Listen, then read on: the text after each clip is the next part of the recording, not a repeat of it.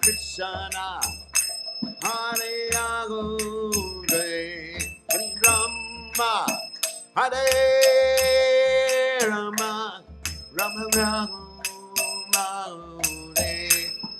Hare Hare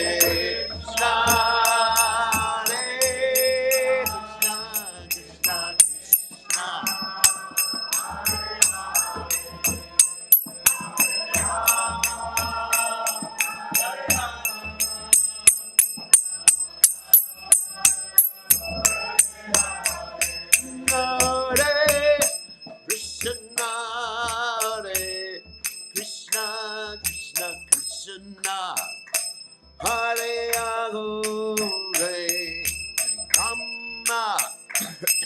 Hare Rama Rama Rama Hare Hare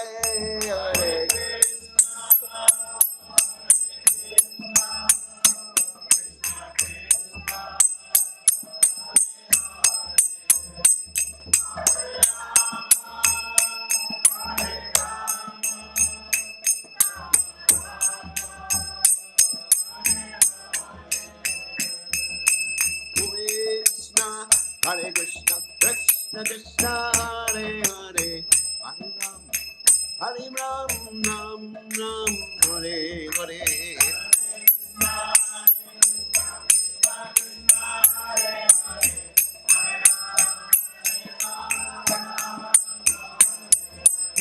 Hare Krishna, Krishna Krishna, Hare Hare, Hare Ram, Ram Ram, Hare Hare.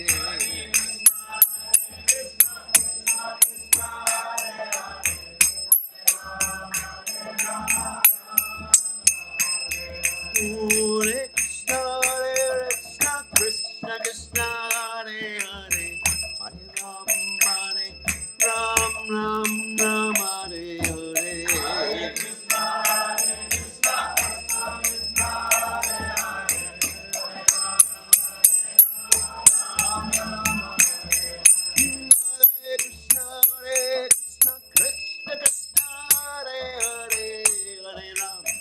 Hare Ram, Ram Ram, Hare Hare.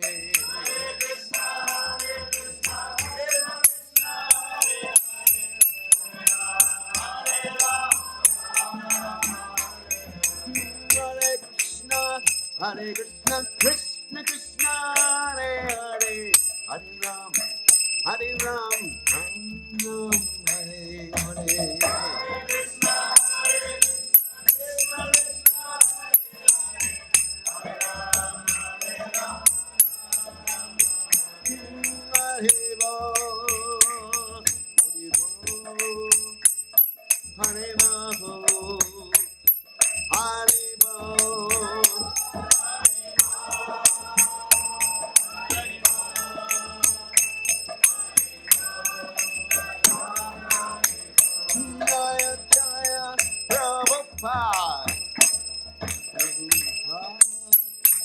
Prabhupada, Prabhupada,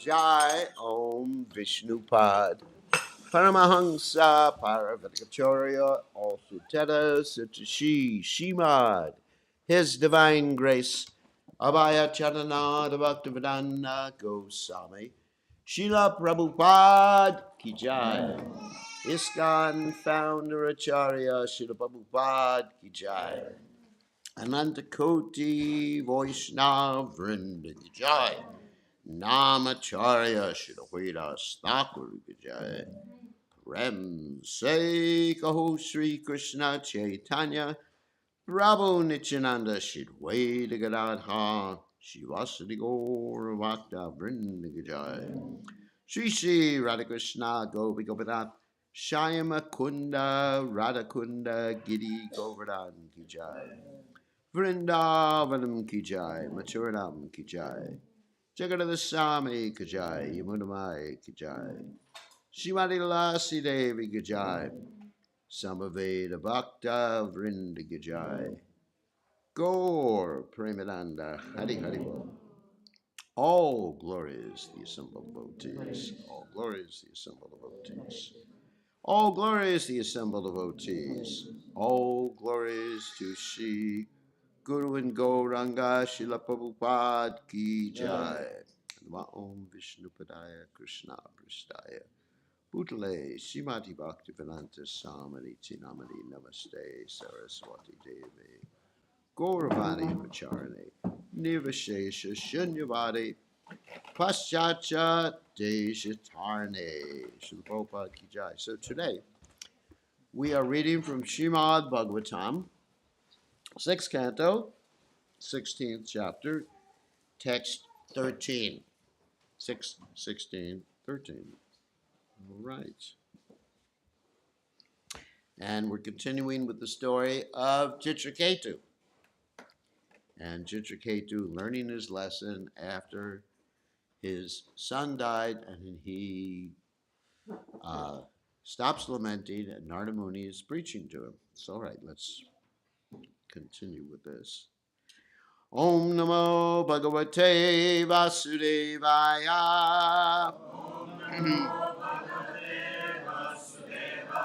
Om Namo Bhagavate Vasudevaya.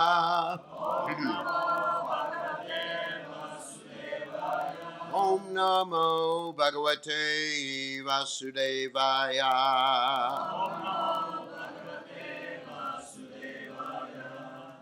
Nirja Yatayo Yater Deham Vitvochita Kriyaha Tatyajur Dushjajam Sneham Shoka Moha Bayartidam Niritya Gyatayo Gyater Deham Kritvochita Kriya Tatyajur Dushjajam Sneham Shokamoha Bayartikam Atidam Niritya Gyatayo Gyater Deham Gritvochita Kriya Tatyajur Dushjajam Sneham Shokamoha Bayartitam Niritya Gyatayo Gyater Deham Kritvochita Kriya Tatyajur Dushjajam Sneham Shokamoha Bayartitam. Okay. Nritya Gyato Gyater Nirvitya Gyatayo Gyater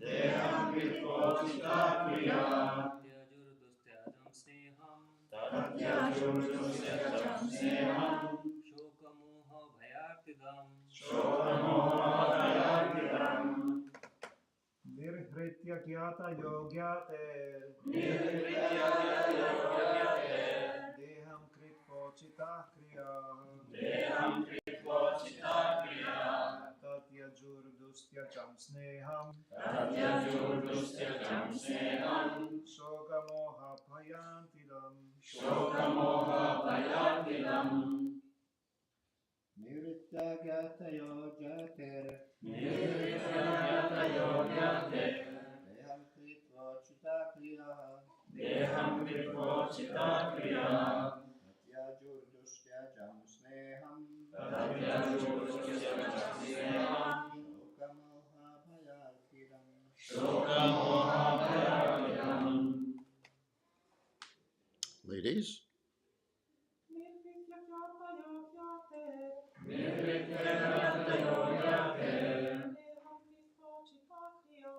Deham Krito Chita Kriya. Tatyam Churusya Sneham. Shokamoha Bhayakidam. Nivritya Gyata Yogyater Nirvitya Yogyate. Deham Kritvo Chitta Kriya Deham Krito Chita Kriya. Tatya Jurdustya Jam Sneham Tatya Churusya Sneham. Shokamoha Bhayartidam Shokamoha Bhayakidam. All right. Nirritya, removing. Yataya, King Chitraketu and all the other relatives. Yate, of the sun. Deham, the body. Kritva, performing. Uchita, suitable. Kriya, activities. Tatyaju, gave up. Dushyajam, very difficult to give up. Sneham, affection. Shoka, lamentation. Moha, illusion. Boya, fear. Arti, and distress. Dong, giving. So translation, I'll say first and then we'll do responsibly after that. After the relatives have discharged their duties by performing the proper funeral ceremonies and burning the dead child's body, they gave up the affection that leads to illusion, lamentation, fear, and pain. Such affection is undoubtedly difficult to give up, but they gave it up very easily. So you can repeat. After the relatives had discharged their duties by performing the proper funeral ceremonies and burning the dead child's body, they gave up the affection that leads to illusion, lamentation, fear, and pain. Such affection is undoubtedly difficult to give up, but they gave it up very easily. Shoo. I wish renunciation was so easy for everybody. Anyway, there's just have to bring some dead kids back to life and have them preach. Anyway, so no purport to this verse. So I'm going to read the next text, which actually deals with very heavy subject matter. Text 14. I'll just read it. Balagno vriditas tatra balahatya hata prabha balahatya vritham cherur brahmaniryan nirupatam yamunayam maharaja smaranjo dvijabashitam. All right. Queen Krittajuti's co-wives, who had poisoned the child, were very much ashamed, and they lost all their bodily luster.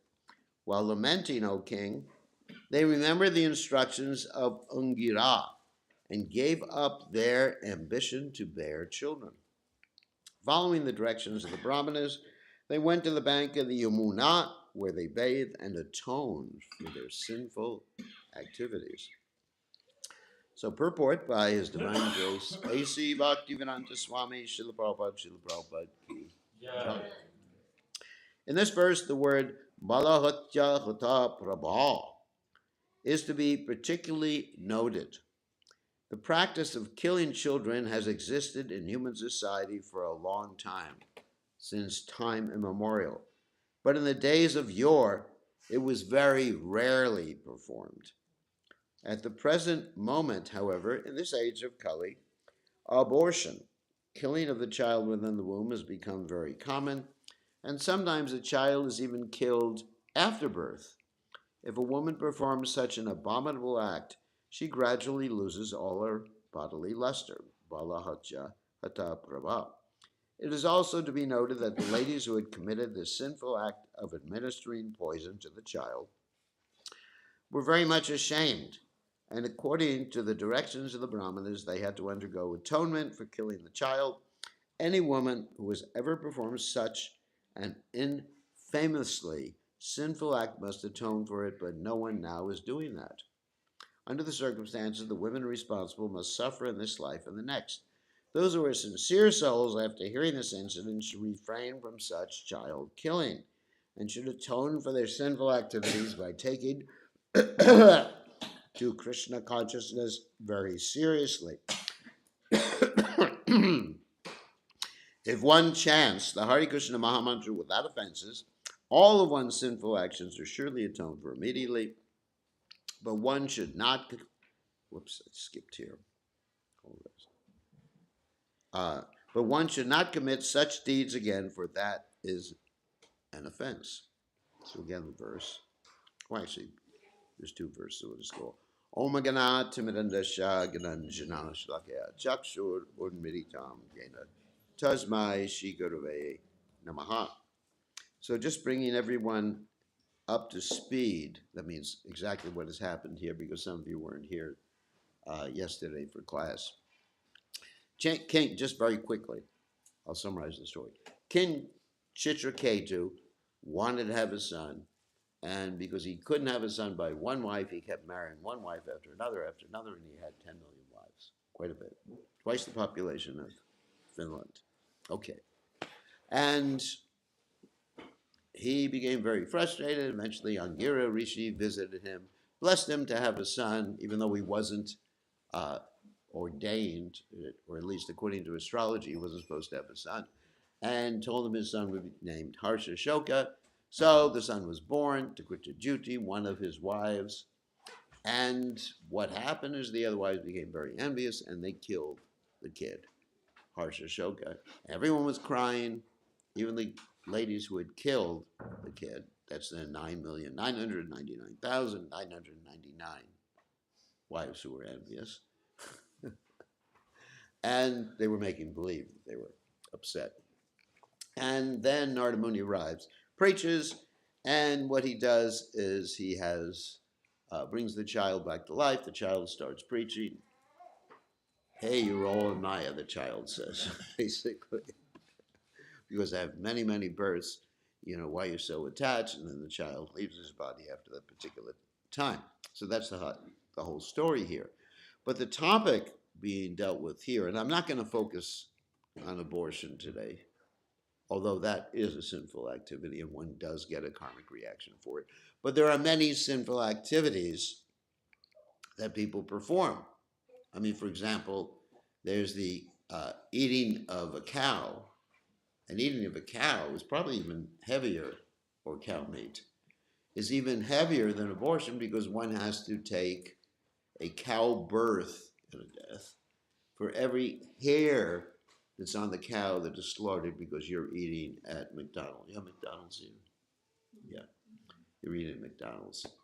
So if you have to eat meat, just go to KFC, don't go to McDonald's. Why do I say that?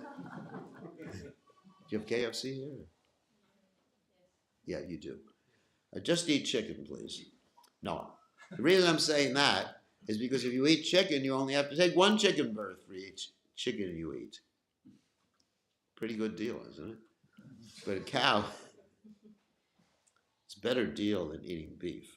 Beef means so many millions or billions or whatever. How many hairs does a cow have? Anyone count? No. So many hairs.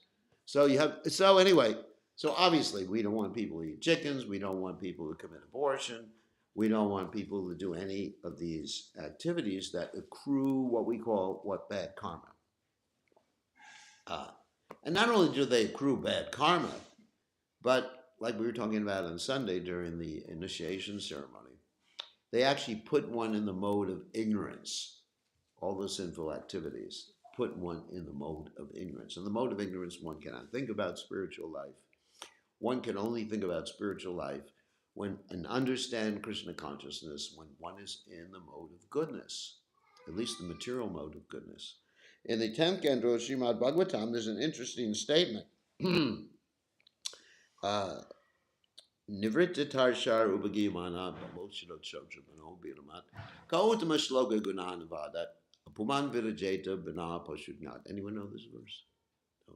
Go beyond. Yeah, I So, remember the existence of this verse. what's that? I remember the existence of this verse. The existence. It exists. Yes. It's like the nutshell verse for the whole 10th canto of Srimad Bhagavatam, for any of you who are interested. 10.1.4. Anyway, so what the verse states is that Nivritta Tarshar, everyone is suffering in this material world due to the resultant reactions of karma. If one wants to get free from them, I'm giving not a literal translation, but actually my own translation. If one wants to get free of them, Nivritta Tarshar Ubhagimana, Bhavoshirat Shotra, the remedial measure, Manobiramat, which will make the mind very happy, is to hear about the Lord's pastimes. Gautama Shloka Gunanavadat. It means the transcendental pastimes of the Supreme Personality of Godhead, which will help one rise above the modes of nature. Mamcha yoga vicharena, bhakti yogena sevate, sagunan samati chaitan, brahmabhuyaya kalpate, which helps one rise above the modes of material nature. But the only people who will not be attracted to the pastimes of the Lord, Puman Virajeta Vinal Pachugnats. You know that verse? Those who are killers of animals, or performing sinful activities, or in the mode of ignorance. So you really have to stop these activities, which are, actually in the Western world, if you use the word sin, it sounds so heavy. It sounds very Christian, isn't it? Let's say vikarmic, activities which give you a bad result. No, it's science. Certain activities give you a bad result. If you jump off of a bridge, what happens? You die.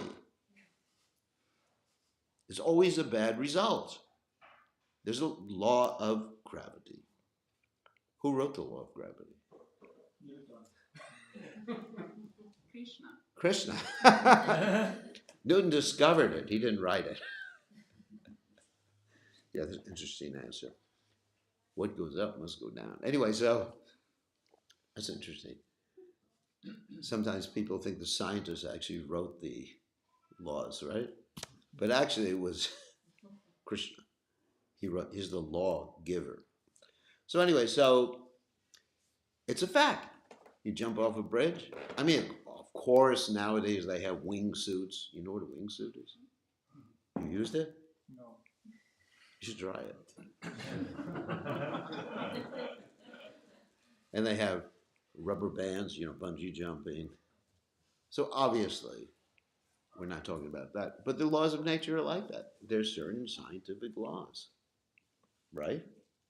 And they're written by Krishna. And nobody can circumvent them. Krishna can circumvent them. Krishna's devotees can sometimes circumvent them. And sometimes yogis, like Gokul Chandra, can circumvent the laws of nature, right? He knows Anima City, Lagima City, Prapti City, right? He's expert in these things. He doesn't tell you that. But if you want to get some money, he knows Prapti City. He can reach out to the bank and take money. Yeah, that's why he's so successful. And he has the ability to bewilder people's minds, so he has all these different, cities means powers. So he can, but that's not really circumventing. That is part of Krishna's plan too. It's just that he could do things beyond the ordinary rules and regulations that most of us are subjected to. Like he can do these postures that are impossible. impossible for any other conditioned soul to do. Anyway, enough glorification of his yoga. If anyone's interested, you can sign up with him after the class. So, in any case, there's the laws of nature, and there's karmic laws of nature too. You know, as you sow, you shall reap. You know, just practical thing. If you do this, you get that result. And some of these different laws, or at least the punishments. Actually, I should talk about punishments. I will in a second. Actually, these punishments are listed, or results. Let's say results. Let's not say punishments. Are listed in the 5th canto of Bhagavatam. Anyone here has ever read the 5th canto of Bhagavatam? Pretty scary, isn't it? You know, if you harass the devotees on Sankirtan, you get to be put through a sugarcane press. Explain that to people here. You know, be nice to us on Sankirtan. And you get put through again and again and again. Oh my God, it's kind of frightening. So, these descriptions, it's interesting, these descriptions are not meant to punish people. They're meant to bring people to the right frame of consciousness, because in justice, there's 2 philosophies, the restorative justice and retributive justice. Some of you may have heard me speak about this before. That means, restorative means there's punishments given so that people will come to the right frame of consciousness and stop their criminal activities or be karmic activities. And there's punishments given by certain people just to get even, make you suffer. So Krishna's punishments, rewards, are all to help you come to the right frame of consciousness. So, Bhavanam Janmanamante Gyanavamam Prabhajate Vasudeva Savramiti Samahatma Sadurlabha. After many, many births of getting smashed in the mature world, you say, Govinda, I give up. You know, I give up. It's not going to work. Like this famous Acharya Einstein said, the definition of insanity is you keep doing the same thing and thinking you're going to get a different result, right? You heard that before? So through lifetime after lifetime, we keep doing the same thing, and we keep getting the same bad result. And we think, maybe it doesn't work. You know, it's time for me to try something different. Let me come to the Krishna Conscious Temple.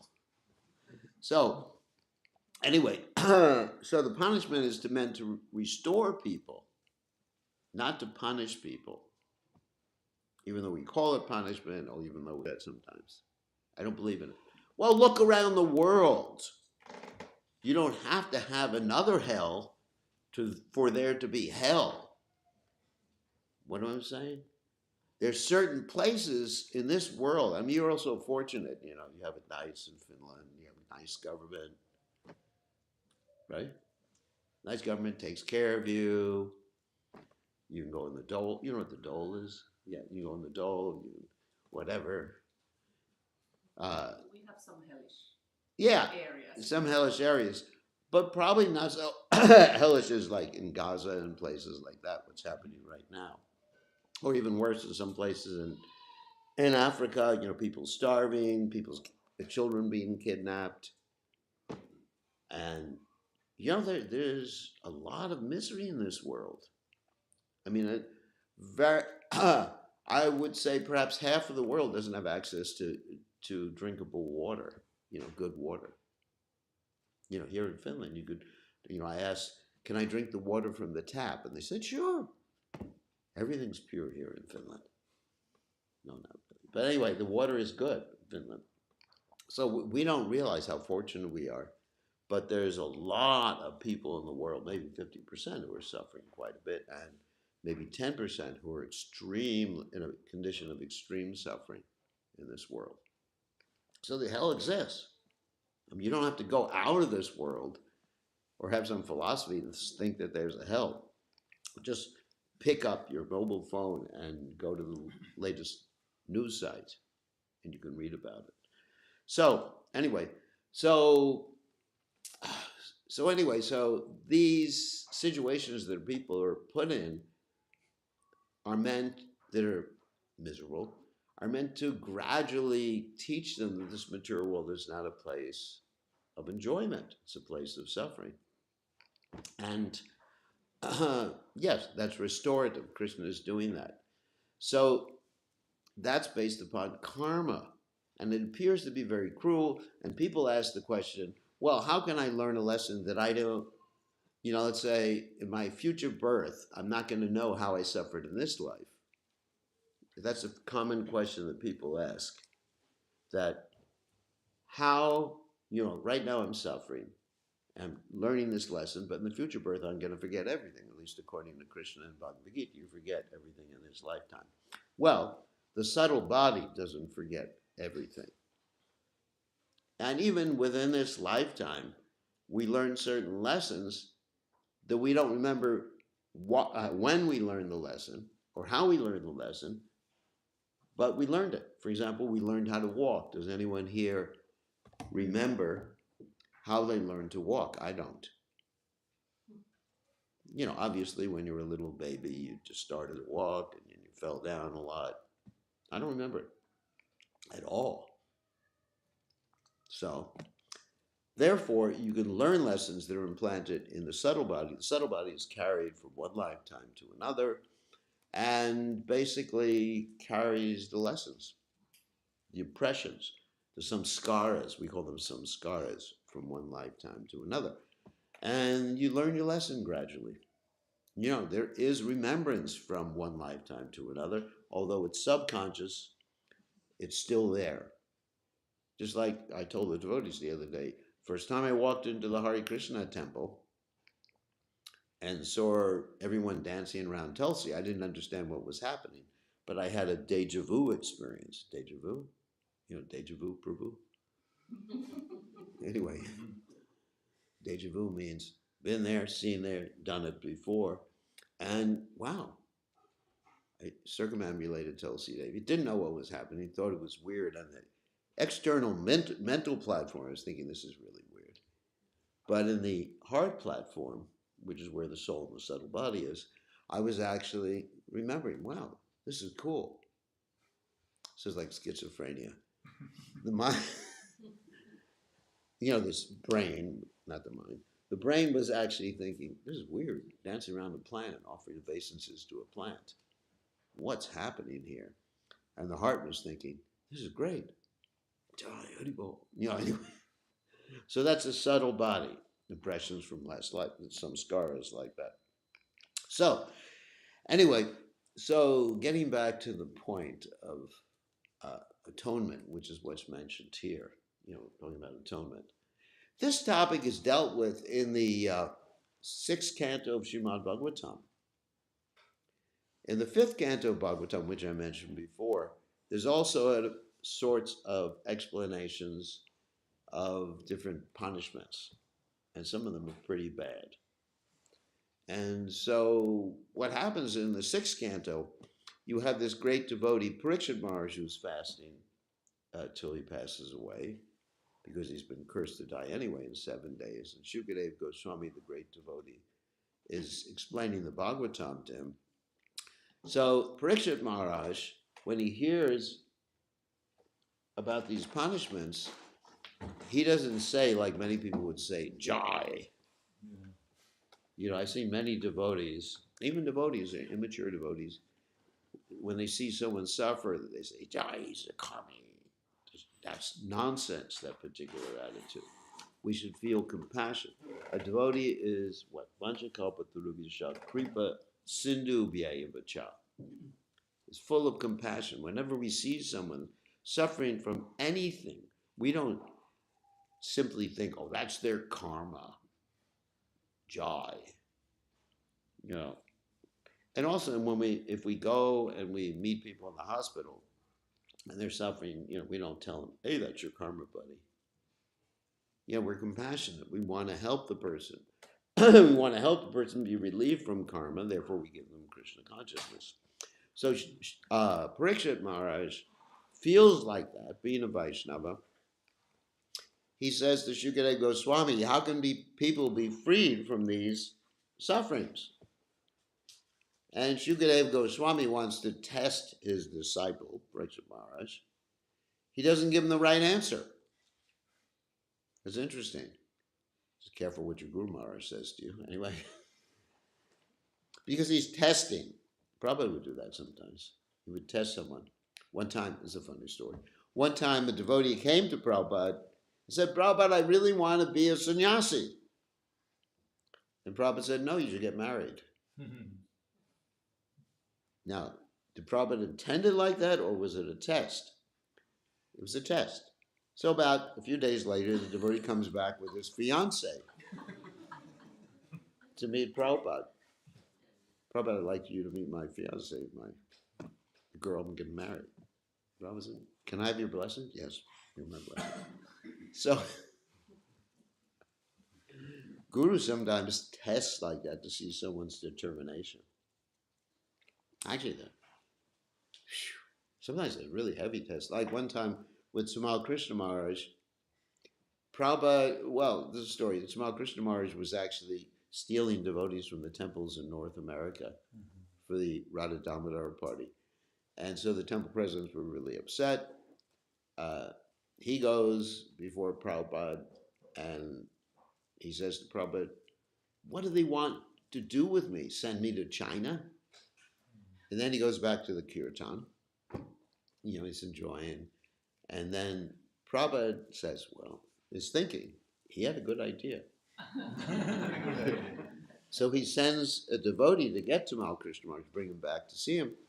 And Tamal Krishna Maharaj says, I'm not going to see Prabhupada. Because he knows what Prabhupada is intending at that point. I'm not going. Eventually, you know, Prabhupada calls, you got to go see him. So eventually he goes to see Prabhupada. And when he goes to see Prabhupada, Prabhupada said, you know, Krishna spoke through your mouth. You're going to China. And Tamal Krishna Maharaj, you know, sometimes disciples are not exactly always submissive. I'm not going. And Prabhupada said, got angry. If you're not going, I'm taking away all your service from you. All you can do is sit down here in Mayapur and chant. And then he thought for a while. He said, I'm going. And he did. And because of that, you see Krishna's hand behind all that. Because of that, we have like thousands of Chinese devotees now. It's one of the most successful yatras. And I mean, it's all, it's not so public. Because the Chinese government knows what we're doing, but at the same time, we can't have big temples or anything like that. But still, they know what we're doing because they have spies everywhere. But anyway, so these are, sometimes the spiritual master will test, sometimes the spiritual master will give the wrong instructions. So Shukadeva Goswami gives him the wrong answer. He says, by something called prayaschita, or atonement, you know, mundane atonement. That means like lying down in a bed of nails at night, or pulling your hairs out, you know, or something like that. Like the Jains do sometimes, pulling the hairs out. One time I was, where was I? I was in New York, and they had this museum called Ripley's Believe It or Not. And it was, no. They also have that in London too. And in the basement of the museum, they showed all the different types of devices for atonement that Catholics used to use. Amazing stuff. There was like a rack, you know, rack. You put yourself on a rack and wind it up, and, you know, just stretch your body. There were chains by which people would actually beat themselves. Anyone seen that movie, Da Vinci Code? Yeah. There was this person who was doing these things to himself. In the movie. And he was bleeding and everything. I've been bad.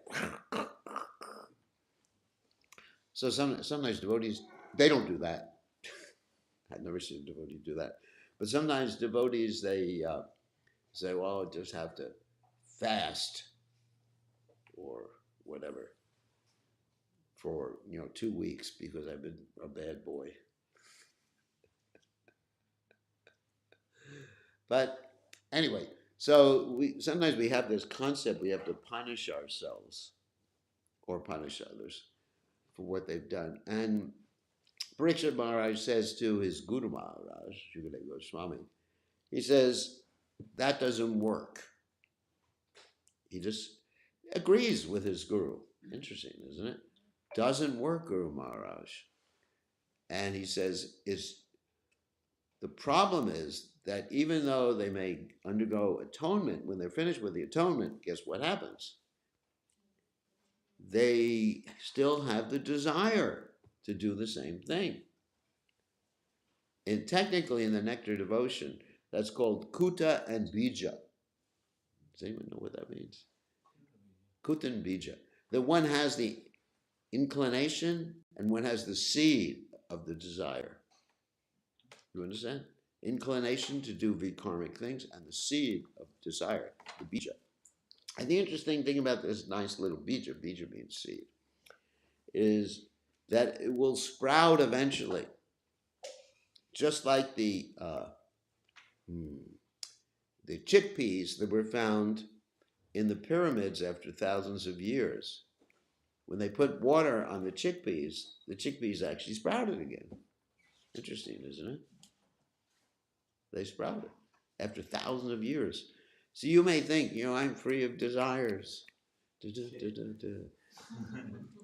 as long as you're put in this, as soon as you're put in this situation, it sprouts. And then you do the same stupid thing again. That's also why devotees should avoid putting themselves in situations.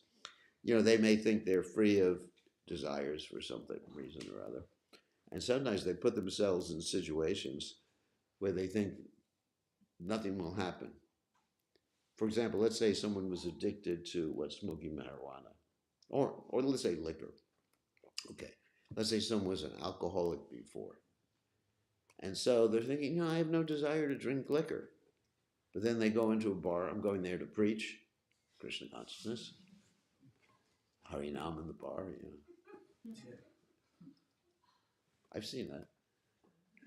You ever done Harinam in the bar? That's good. So you do Harinam in a bar, and all of a sudden, oh my God, give me some booze.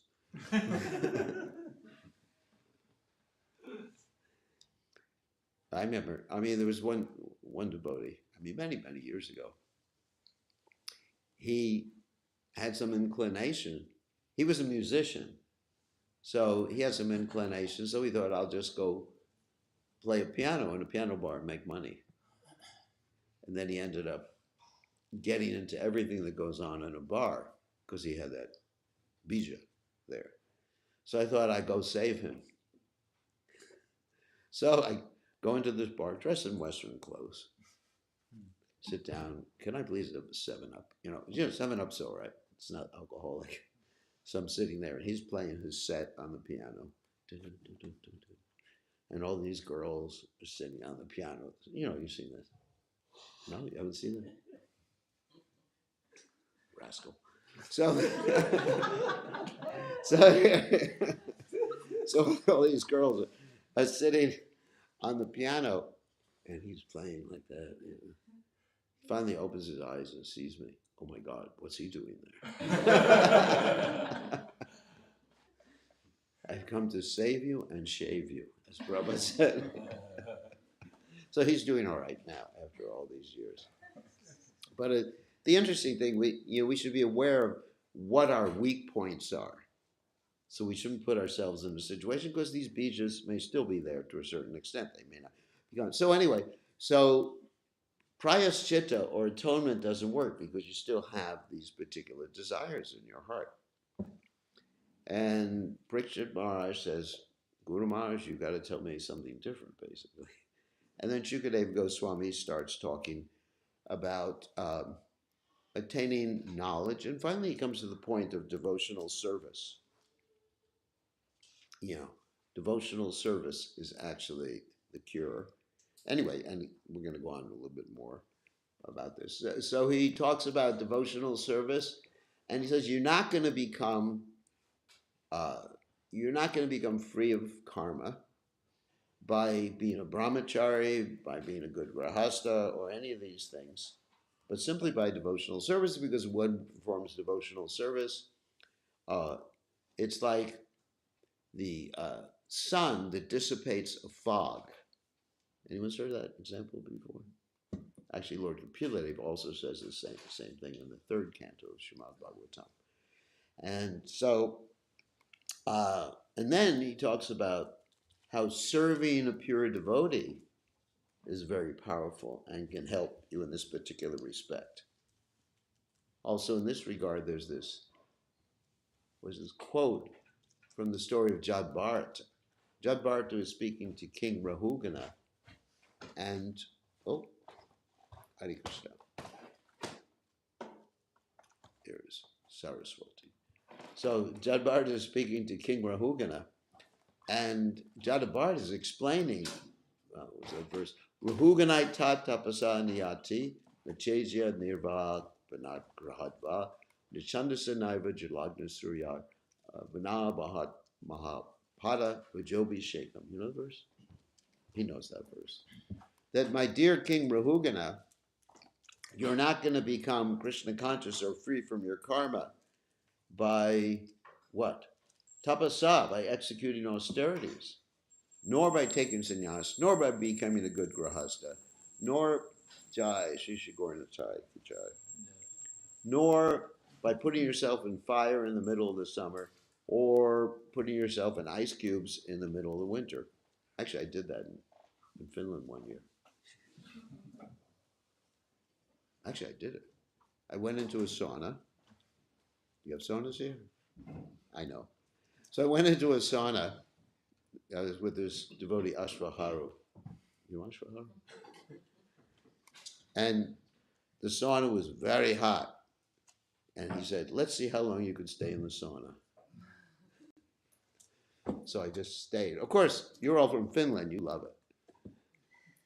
He was seated on the high platform. I was seated on the floor because it was just too hot up there. And then after a while, it was too much. And then we went into the ice water. And I said to him, let's see who can stay underwater longer. He won. Anyway, so it didn't make me any more Krishna conscious. It just made me scared of saunas and ice water after that. So not by putting yourself in ice in the middle of the winter, nor by saunas, can we become Krishna conscious. Such a funny Finnish joke. So only by taking a bath, Rajobi Shekam, Mahapada Rajobi Shekam, taking literally the dust of the feet of the pure devotees. Nice, isn't it? That's the only solution. And just like when I used to walk with Prabhupada, I would just walk behind Prabhupada and grab the dust from his footprints and throw it in my mouth. Yeah. Cool. It really helped me. And also eating Prabhupada's remnants, which I refuse to share with any devotee. I was definitely a creepina. And anyway, that's how you get the mercy. So anyway, that's an interesting verse from the story of Jada Bharata and King Rahugana. Then, going on with the sixth canto of Srimad Bhagavatam, we have Shukadeva Goswami telling a further story. Actually, before I get to this one verse, which is one of my favorite, he tells a story of a Jamil. And a Jamil, to make a long story short, was a Brahmin when he is a Brahmin, was a Brahmin when he was young. Really good Brahmin boy.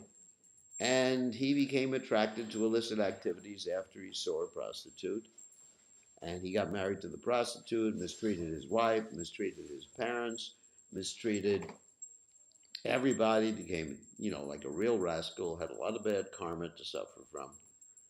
And he was getting ready to die. He was like 88 years old. And when he was getting ready to die, he was calling out for his young son. What? Narayan. Narayan, Narayan, Narayan. And so, as he was calling excuse me, as he was calling out for his young son and dying at the same time, these nice people, the Yamadutas, came. There's actually a song about that. You ever hear the song? They're coming to take me away, away. They're coming to take me away. You ever heard that song? You know the whole song? You can play it later on. So these Yamadutas came because, they're in charge of the various punishments. And then these other nice people, the Vishnu Dutas, came and saved him. And to make a long story short, they came to save him because he was chanting the holy names of the Lord, even inadvertently, even Namabash. Wow. Pretty interesting, isn't it? But don't think you'll get away with it. Because as Prabhupada mentions in this purport, if you do it deliberately, it doesn't work. Just let me be a rascal my whole life, and at the time of death, I'll just name my son Narayan or Krishnadas or Radha, oh Krishna. It's not going to work if you try to do it deliberately. He didn't do it deliberately, he did it inadvertently. That's called Namabash. And he became free. And there's this beautiful verse that illustrates this particular point. This verse is, Tasmat Sankirtanam Vishnor Jangan Mangalang Anghasa Mahatama Bikorabhya Vijayantika Nishkritam. That the Tasmat Sankirtan, Sankirtan, this Sankirtan, the congregational chanting of the Lord's holy names, that's Vishnor, Jangan Mangalang Anghasam is the most auspicious thing. And Mahatama Pi Kauravya, there's two ways to understand that. They translate in different ways. One is the great souls do it. Another one is that great souls approve of it. And then Vijayantika Nishkritam, it is the best method of atonement. Because by chanting the Lord's holy names, all your karma, not only your Prarabdha karma and your Aparabdha karma, should I describe what that means?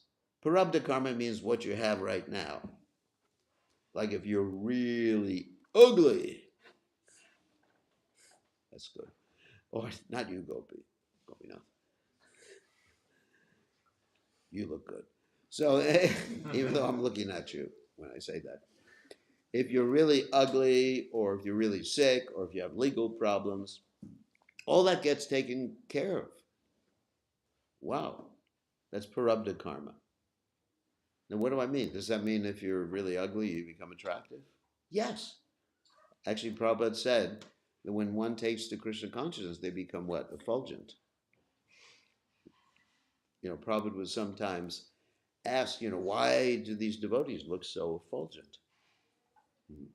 And Prabhupada said, previously you had your beauty was covered, and now by taking the Krishna consciousness, your beauty becomes revealed or manifest. So all the Prarabdha karma is gone, all the Aparabdha karma, that means the karma that's just now coming. Tomorrow, oh my God, look at my horoscope. Horoscope. Just now coming, oh my God. It says, my horoscope says tomorrow, oh my God. No, all that's finished. And in addition, your Kuta and Bija is taken care of. The inclination you had to do V-karmic activities and the seed of desire becomes fried, like when you fry seeds. Prabhupada talks about that. Becomes fried. And then you have atonement. But if you do the same thing over and over again, the same, let's say, V-karmic activity, it doesn't work like that. Krishna knows. Krishna is not stupid. He knows you're trying to take advantage. Like Prabhupada gave the example of the American game, baseball. 3 strikes and you're out. Once You can do it and say, "Oh, Krishna, forgive me." Okay, no problem. 3 times, second time. Okay, you're forgiven. Third time, go to, I don't know if you know the baseball game, no. There's something called go to the dugout. Means you're off the field. So, of course, that's not forever and ever and ever, but Krishna is intelligent enough to know when you're trying to cheat him. So, in other words, we don't worry too much about whatever we did before we came to the movement, because all of us, like Prabhupada gives the example of abortion here, but I think just about everybody in this room has done things worse than that. I'm not going to ask you to raise your hand or ask you what you did before you came to the Hare Krishna movement. But, practically all of us, did something, unless you're from India, some of the pious souls back there, there's another pious soul there who came from Kashmir. He was born in a Hare Krishna family, Well, actually, there's a real pious soul there. She never did anything bad her whole life. But for the rest of us, we've done all sorts of things. And so rather than worry about it or having to do atonement like that, we simply take up this Krishna consciousness. We serve Srila Prabhupada, great pure devotee of the Supreme Personality of Godhead. We chant the holy names, and our past is not considered. And we don't consider the past of any Vaishnava. That, according to Vishwanath Chakravarti Thakur, is considered very offensive if one dwells on the past of a Vaishnava. If I say, Gopinath, here's an example. Gopinath, I'm not going to talk about your past. It was pretty bad. But anyway, so if I say, Gopinath, I knew you when you were, just like lying on the street and just smoking gun. No. I'm not saying he did these things, but, I don't dwell on it. Actually, there's an interesting story that was told. I told this the other day in Sweden, but it's a story of Pigpen. Some of you may have heard this story before. Pigpen. So anyway, the devotees were in Paris, and they were doing Harinam. It was Indradunya Maharaj. She was doing Harinam with the devotees in Paris, and they went on through the different parks. And in one of the parks, there was this really dirty person who probably hadn't taken a bath in about 3 years. Of course, anyway, I don't know if I should tell the story myself in Paris, but I won't. Yeah, maybe. One time I went, before I joined the movement, I went to Paris. This has nothing to do with the Pigpen story. I wasn't the Pigpen. So anyways, so I went to Paris and, just to see Paris. Anyway, whatever. I was stupid. So, and so I stayed in a hotel and I asked them, where is the shower? To clean myself. And they said, we don't have one in the hotel. I said, how do you clean yourself? Well, he said, we have a bathtub in the basement. So I go down to the basement, because I'm into cleanliness, turned it on, and just rusty water came out. It hadn't been used for the whole winter. Anyway, that's why perfume was invented. So, France, they invented, did you know that? That's the reason in France they invented perfume. So anyway, getting back to the story. So in Paris, there was this person who lived in the bushes, in the park or something. He was supposed to go for Harinam. And he came out and, they saw him and they called him Pigpen because he was like a pig living like that. And so what happened is that then one day Prabhupada went for a walk when Prabhupada was visiting Paris. He went for a walk in the same park. And this person, he dove out to touch Prabhupada's feet. And the devotees were abhorred. They were shocked. Oh my God, don't let him touch Prabhupada's feet. But just by seeing Prabhupada, he became attracted to Krishna consciousness. And so the devotees arrived back in the temple, and there he was in the temple. And they thought, you gotta get rid of this guy. Okay. And so they wanted to ask him to leave, but Prabhupada said, no, let him stay. He's come to the Prabhupada is so compassionate, you know. In the early days, you see like that. You see pictures of Prabhupada in the early days. It was the kirtans were just like really ecstatic, but interesting. I guess half the people were intoxicated during the kirtans. So anyway, so Prabhupada said, let him stay. So the person says, the devotees let him stay.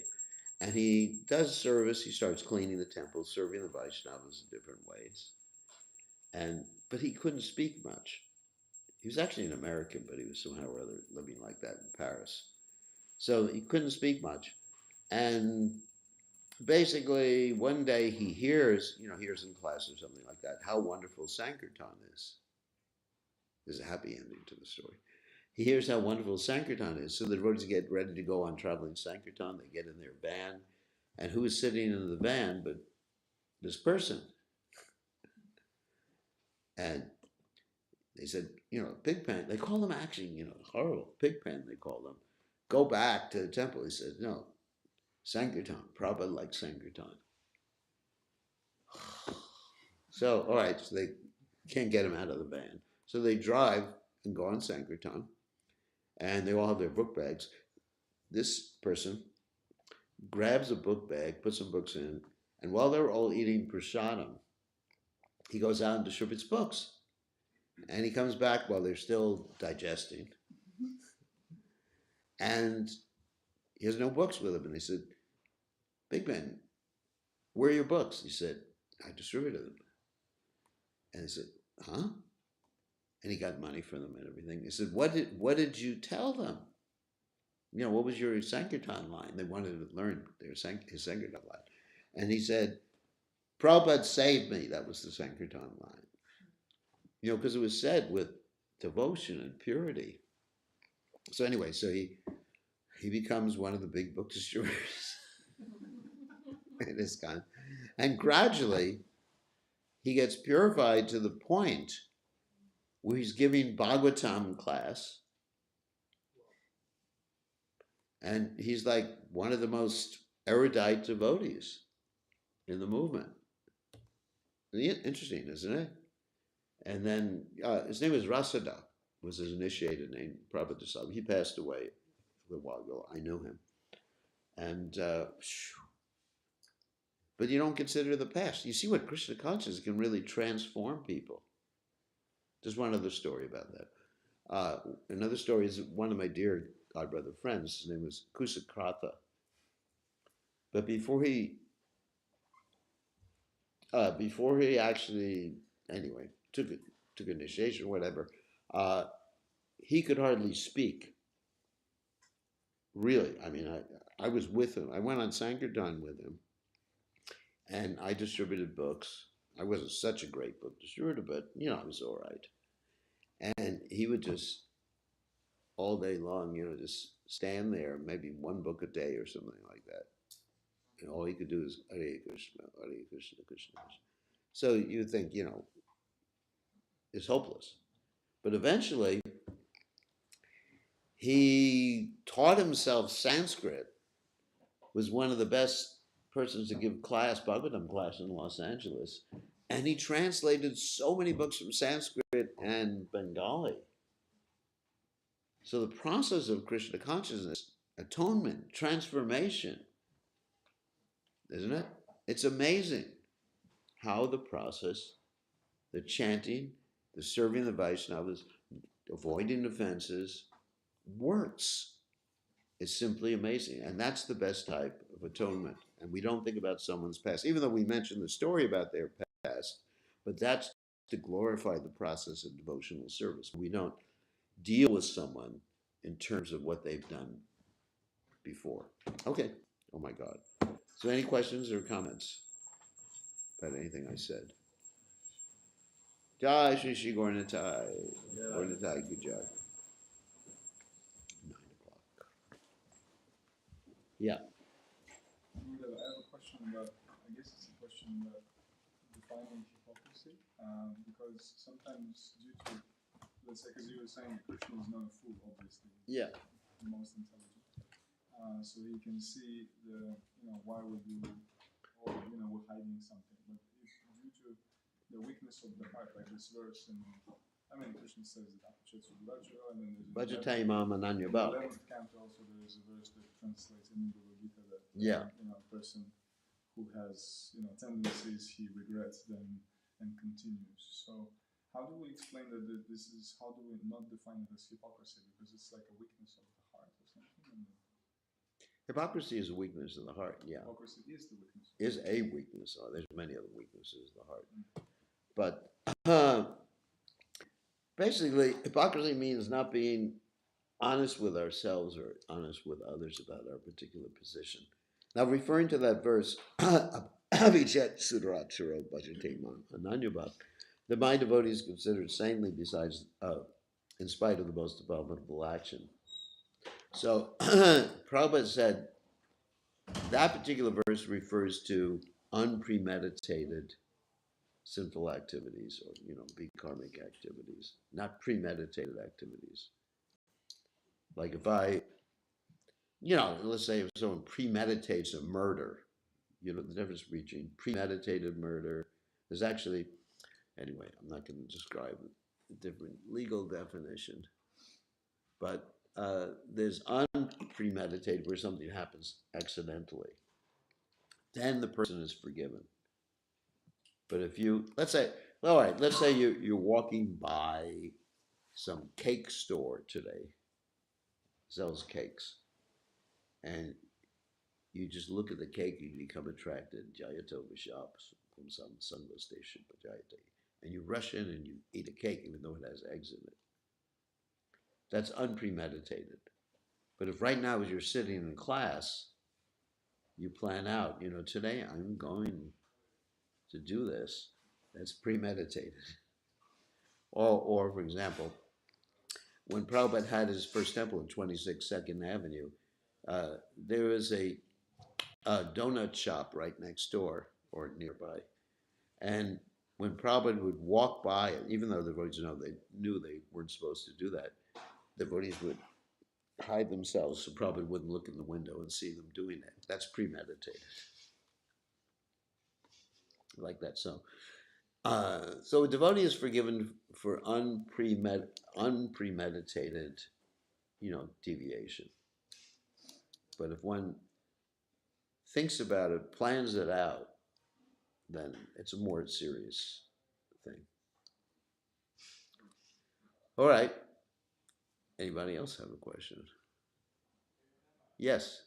A question about the related to fifth canto and the cosmology of Puranas. Uh-oh. So, most of the places, as far as I can think, are presented in terms of actually encouraging people to transcend the whole universe. Yeah. Hell's worlds, that's an obvious place, but even heavenly worlds like Indra gets into trouble and so on. But there's one location in the fifth canto, the different varsas. Yeah. They're essentially just nice, and people are presenting wonderful prayers to the Lord. One almost gets an idea that this is as best as it can get. I know it's not like that, but it seems like this particular location is not presented in any negative light at all, as far as I can remember, of the whole Bhagavatam. What's the purpose of those presentations, you mean? Yeah, because one gets a feeling that, hey, that would be a nice place to go. It is a nice place. Yeah. There are a lot of nice places to go. Even in this world, you can go to Hawaii. It's a nice place. Yeah. I'll tell you, Prabhupada said, if there's any nice place in the material world, it's Hawaii. Yeah. Anyone here has been to Hawaii? Oh, you have. Teaches yoga. Yeah, but you weren't homeless. You were teaching yoga to all the yogis and yoginis. So it's nice there. The weather is always perfect. You don't need a weather forecast. it's always nice, nice and nice. And the waves are beautiful in the ocean, isn't it? Do you go swimming too? Yeah, I did. I used to go surfing there. Surfing? Prabhupada said it's suffering. I used to suffer there. Yeah. Prabhupada really liked that. He translated so many books in Hawaii. He really liked the atmosphere there. He says it's like a heavenly planet on earth. So, yeah. Why are these places described? So you'll want to go there rather than going back to God. No. These places are described to show that there's variety according to people's karma. It's to illustrate the point of karma. You have good karma, then you go to these higher regions in the universe. But the problem with that, Krishna describes in the Bhagavad Gita, Shane punya marcha lokam vishanti, that when your good karma runs out, you come back here or lower. For example, I equate good karma with money in your bank account. All right, what do I mean by that? Let's say you go to some really good vacation place. What's a good vacation place here in Europe? Finland? Paris, forget about it. Well, Spain. It used to be the Mediterranean countries, but now they are too hot at the moment. Oh, they're too hot, that's right. You got global warming. So where would be like an ideal place in Europe to go to? Maybe Slovenia? Slovenia, what was hot as hell. Oh, sorry. That word. I was just there. Oh, really? In Europe. In Europe. Switzerland. Switzerland, yeah, okay. Switzerland. I finally came across a place that's nice in Europe. Yeah, I mean, Slovenia was so hot, the devotees had to rent me an air condition because I couldn't sleep at night. It was like 38 degrees at night. Oh, that's really, okay. Yeah, it was really intense. Sorry. So let's say you go to Switzerland and you stay in a really nice hotel in the Alps or something like that, and you're skiing. You ever go skiing? I used to ski too. I used to do so many things when I was in nonsense karmi. So, so anyway, that's a joke. So anyway, let's say you go there, you stay in. Do you know the name of a good hotel there? The Ritz or something like that. Anyway, whatever it is, and it's costing like 500 euros a night, and so you're fine. You have so much money in your bank account. You have, say, 50,000 euros in your bank account, and you're using your card to charge there, and so gradually, you have 50,000, so 500 euros a night, so 49,500, 49,000, 48,500, 48. You know, it goes down. And what happens when you hit zero? What? They kick you out. They say that, you know, your card is not working anymore. And you can't just say, "Oh, I'm sorry. Do you like me?" Before that, they were acting so nice to you, isn't it? You ever go to a hotel, you know, the people are just so nice. And then it's like a bar. You know, when you create any trouble, you can't pay. What happens? There's a bouncer. You know what a bouncer is? Yes. There's this big guy who looks like Ashvaharu. I don't know. I haven't seen him in years. Maybe he doesn't look like that anymore. He comes. He was last Sunday here. Oh, he was. I didn't see him. 1 week ago. Didn't see him. Anyway, but he's big. So this big guy comes out and goes, boom, out in the street for you. So the same thing happens with those planets. Is that when your good karma bank account runs out, then they come and just like throw you back. And then you got to go make good karma on the earth planet again. Now in the Vedic system, there are these nice people called putras.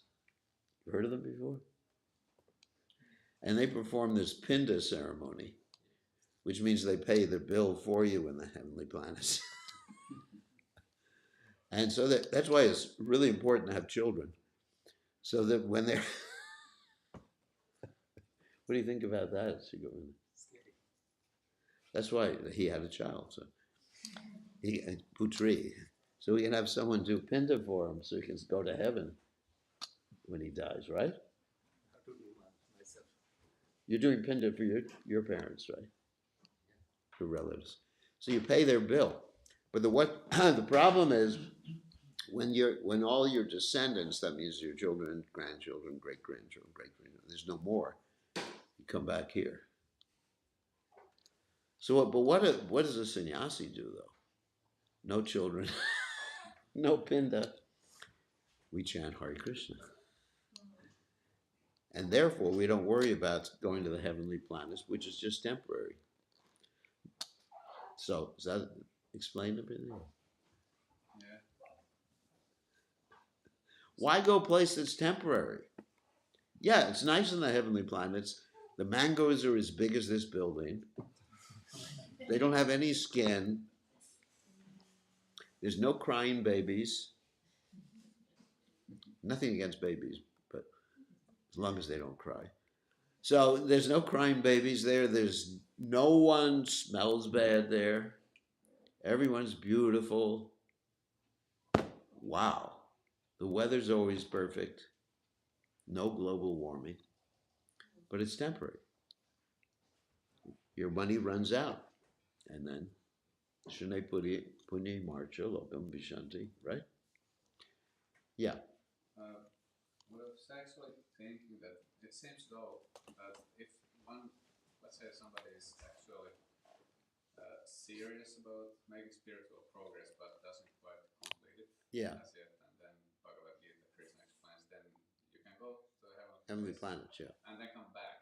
Yeah. But it seems like there's another pathway where you can actually continue even in the higher realm. That's addressed in the 8th chapter of Bhagavad Gita towards the end. Yeah. And so I was just wondering, like, we don't really have information about what those intermediate destinations are. So I was thinking in those terms because these Varsas are presented as like everyone is just offering prayers. So it's theoretically possible that somebody is into devotional service and then doesn't quite complete and then can continue in those places and then make further progress. Oh yeah. No doubt about it. But it's so nice that they become enamored by the situation. Okay. I mean, I think rather than offering prayers, I'd rather go on Sankirtan.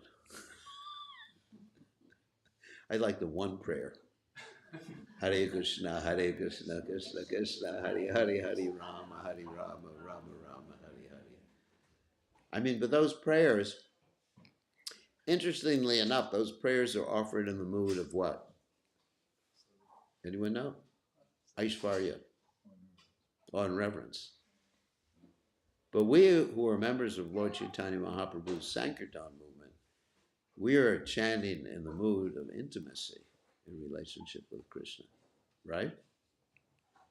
There's different moods. There's Aishvarya, and there's Madhurya. Aishvarya means opulence. Our dear God, Krishna, or Krishna, let's say Krishna now. My dear Krishna, you are so great, you are so wonderful, all the universes come from you. Like Purusha Shukta. You know Purusha Shukta? He knows. He's a ritualistic Brahmin. So he knows. Like the Purusha Shukta prayers, which the demigods recite. So that's great. But I like Radhe Radhe Govinda.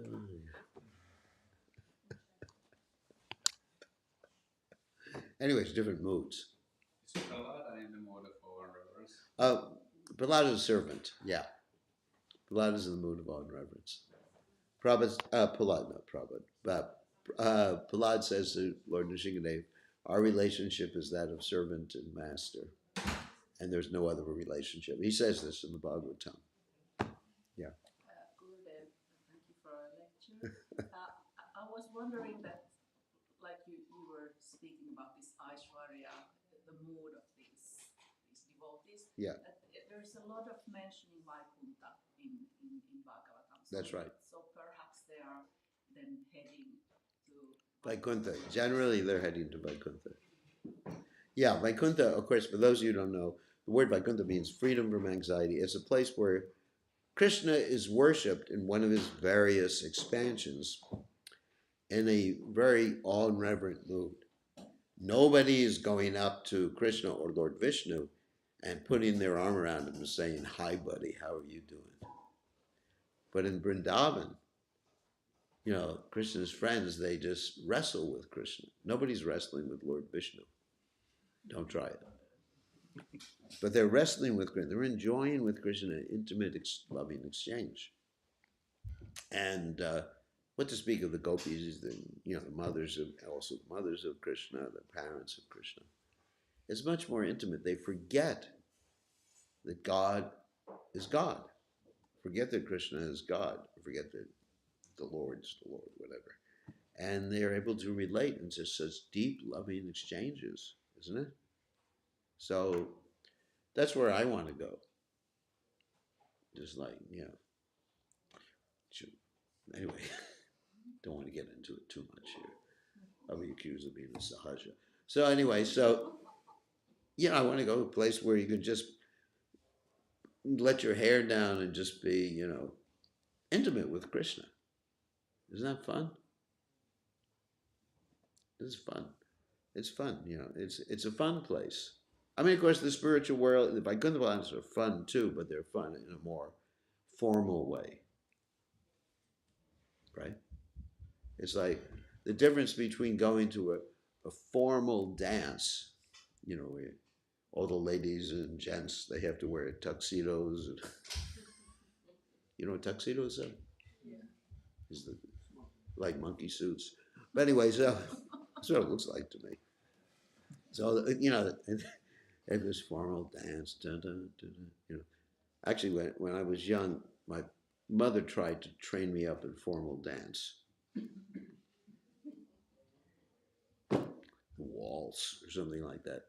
But I got kicked out of dancing school because I stepped on all the girls' toes. Anyway, so it's like the difference between a formal dance and just a wonderful kirtan where you just jump around in ecstasy, isn't it? So, everybody has a different taste. To each his own, as they say, right? And so some people like that. There's nothing wrong. That's great. If someone wants that sort of relationship with God, that's great. And if someone wants a more intimate relationship, that's great too. So it depends on your taste. So what do you think? Where do you want to go? Wherever you are going. Well, then you're going to see Yamaraj. Yamadutas. You get a chance to see me push through a sugar cane press again and again and again. You could chant for me. Gurudev, remember, Hare Krishna, Hare Krishna. Okay, Hare Krishna, Hare Krishna. No, just joking. I mean, I just want to serve Prabhupada life after life. So wherever Prabhupada wants me to go, that's where I'll go. Because that's the nectar. The nectar is serving. Because that's really the point, not enjoying. The nectar is actually serving. It's the nectar. It's the loving propensity, yatma supersedite, what actually satisfies the self. And that's what I've seen. And therefore, you have this quote in the Bhagavatam. Anyone know this quote? Narayana paraksarvena katashchana viviti swargavabarya narakeshu apitulyarta darsana. It's in the same canto. That a devotee of Krishna, Narayan, he can go to heaven, he can go to hell. He sees them all as the same because he's doing the same thing wherever he goes. He's serving. Yeah, question. Just a comment, because a lot of people, they have died and they come back here. Yeah. And a lot of them, they have trauma for months or for years because they meet the God in reverence, but the love is so deep, even in that rasa. Yeah. That they totally, they are former life completely disappears and they even divorce the people and they have trauma for years that they want to go back to God. Yeah. That love for God is even Natrasa is so deep. We Yeah. cannot understand. Yeah, it is very deep. I mean, in all reverence, it's extremely deep. It's pure. It's wonderful. And devotees like Prahlad Maharaj have that particular reverence. And we worship those devotees. I myself am a member of Lord Chaitanya Mahaprabhu's movement. And Lord Chaitanya came down to this earth planet a little over 500 years ago. And we are so fortunate that even as described, the demigods would want to come down to the earth planet during this particular period of time. Maybe some of you were demigods, like Gopinath, were you a demigod? You know, he was Indra. Anyway, so some of us may have been, not me, of course, but some people may have been demigods. You come down just to take part in Sankirtan movement. It's so attractive. It's so attractive, this movement, isn't it? And Prabhupada and all of our acharyas, it's so attractive. I can't think of anything more attractive, isn't it? Heavenly planets. I mean, what do you do in the heavenly planets? You get to see all the dancing girls. I don't want to see any dancing girls. Isn't it? But people like it. That's heavenly planets. Or Vaikuntha, they don't, of course. Everyone's pure, so they're not interested in dancing girls. But in Vaikuntha, you know, they're all in reverence. And they get to fly around on Vaikuntha airplanes too, right? They get to, and they have fun. They get to take different forms too. Like those who were Lord Ramchandra's monkeys in their last life, sometimes in Vaikuntha they take on the form of a monkey, but their original form is what? Four-handed. Anyway, don't want to get into too many details. But that's in the Brihad Bhagavatamrita. You find it all described. Okay. I think it's time to take prasada. Okay, thank you very much. All glories to His divine grace. Srila Prabhupada.